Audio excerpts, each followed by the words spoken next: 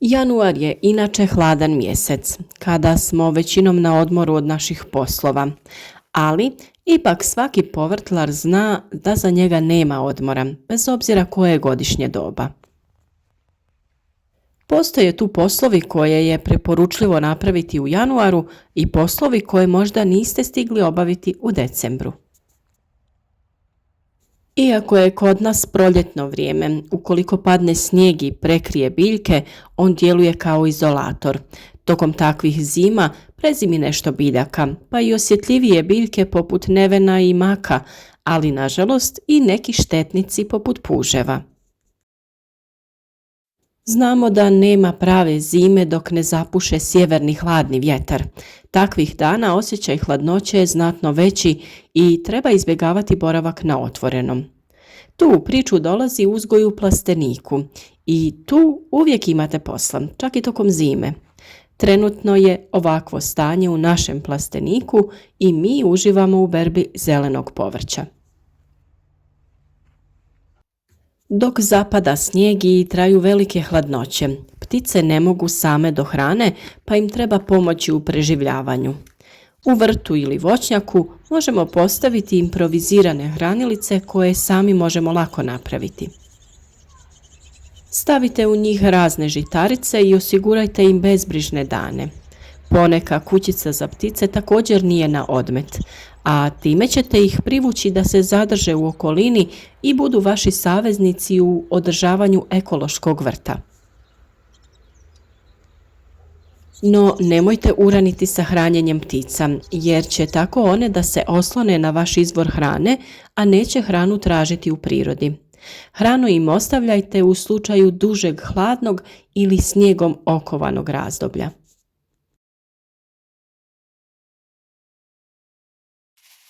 Dok odmaramo od radova u vrtu, idealno je vrijeme da se pripremimo za novu povrtlarsku sezonu. To znači da u januaru počinjemo sa inventurom sjemena i planiranjem našeg vrta.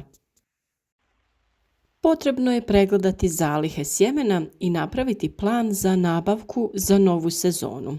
Stoga polako počinjemo i da istražujemo ponudu sjemena na internetu, ali i pratimo ponudu u trgovinama. Sve to naravno ukoliko niste sami ostavili svoje sjeme. Sve o temi sijanja će pravovremeno biti dokumentirano na našem kanalu, kako pripremiti sjeme, kako obaviti naklijavanje, procijeniti koje sjeme je klijavo, a koje nije. A video savjete koji već postoje potražite na našem kanalu. Plodored i raspored biljaka je također vrlo bitan. Imate sada vremena, nacrtajte kako je vaš vrt izgledao prošle sezone, pa nacrtajte kako bi trebao izgledati ove godine. Kao smjernice kako odraditi smjenu usjeva imate naš video na tu temu, plodored. Imate naravno i video na temu dobri i loši susjedi u vrtu koji je također koristan u planiranju rasporeda povrća za nadolazeću sezonu. Iako još uvijek nije vrijeme za sjetvu, mnogi ne mogu izdržati pa ubodu neko sjeme na prozorske daske. Ipak, za sijanje radije čekajte februar. U iznimno rijetkim godinama moguća je i sjetva u vrtu, pa ako je baš jako topao januar, možete posijati bob i rani grašak i eventualno posijati i špinat. Najbolje da pratite neke dugoročne prognoze kako bi znali koliko će takav uzgoj biti uspješan. Postoje i sjemena koja se mogu kupiti ovako već pripremljena u trakama, a mnoga sjemena možete i sami pripremiti te ih sijati na ovaj način jer vam to olakšava posao. S obzirom da imate malo više vremena u ovim zimskim danima, pogledajte i naš video o pripremi sjemena na ovaj način u vlastitom domu. Tako sebi olakšajte sijanje gdje nećete gubiti vrijeme na redanje sjemenki jednu po jednu, nego samo na stavljanje traka sa sjemenom koje ste unaprijed pripremili. To je vrlo jednostavan posao, a olakšava vam daljnji rad. Link za taj video staviti ću vam u opisu ovog videa. A ovo je i doba godine kada su krtice jako aktivne i normalno je što raste broj krtičnjaka po vrtovima. Kada ćemo mi opet biti aktivniji i krtice će smanjiti svoju aktivnost. Krtice nisu neki posebni štetnici jer su one mesojedi, dakle ne jedu korijenje biljaka, nego jedu gliste i ostale kukce u tlu. Nismo baš sretni što jedu korisne gliste i kukce, ali sve je to dio prirodne ravnoteže. Znatnija šteta jeste da kasnije, kada niču mlade biljke, krtice sve to podignu svojim krtičnjacima, pa tako mlade biljke budu zatrpane ili bez vode jer ostanu sa zemljom u zraku. Naravno, video o prirodnim metodama tjeranja krtica iz vašeg vrta imate na našem kanalu. Zaključujemo da krtice ne rade baš neku veliku štetu, za razliku od voluharice.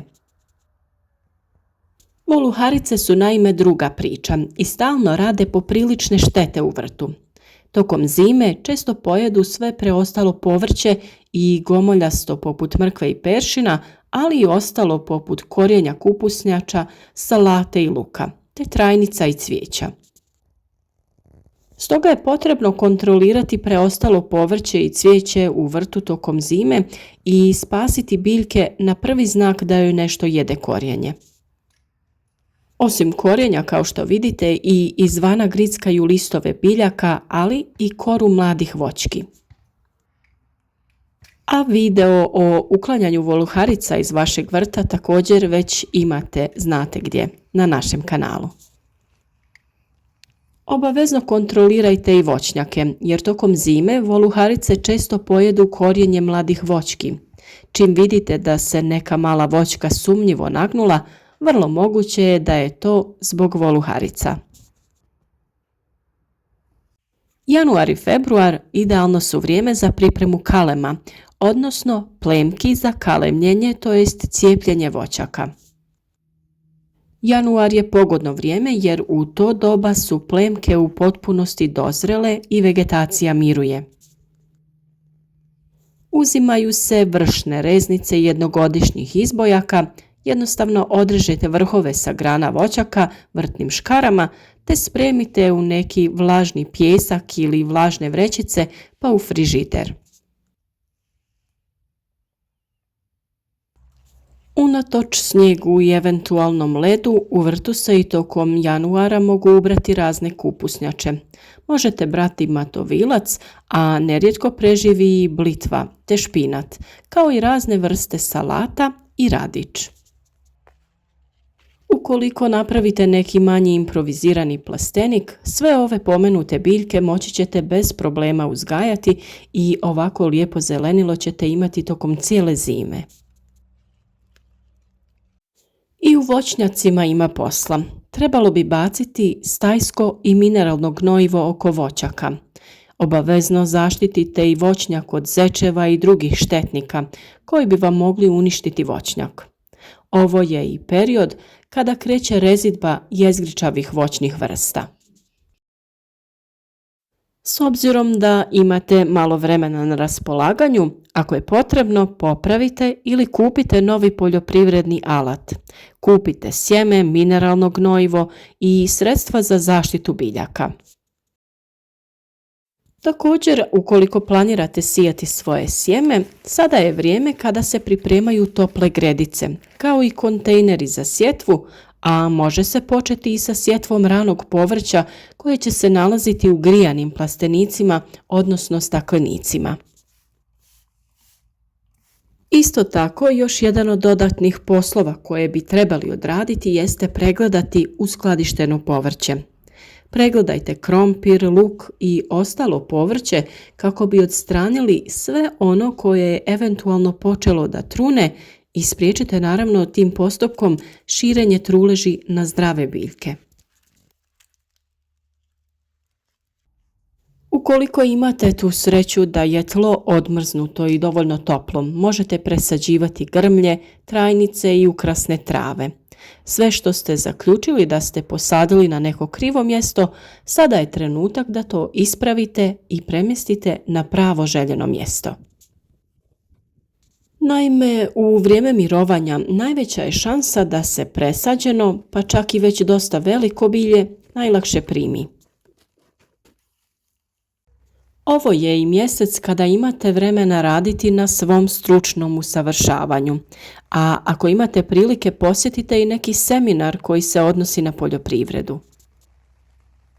A naravno i naš kanal je stvarno riznica savjeta koji će vam zasigurno biti od pomoći pri uzgoju zdravih biljaka. Razgledajte pa nas podržite tako što ćete zapratiti kanal, ostaviti poneki like, podijeliti videe na vašim društvenim mrežama kako bi i drugi imali koristi od naših savjeta.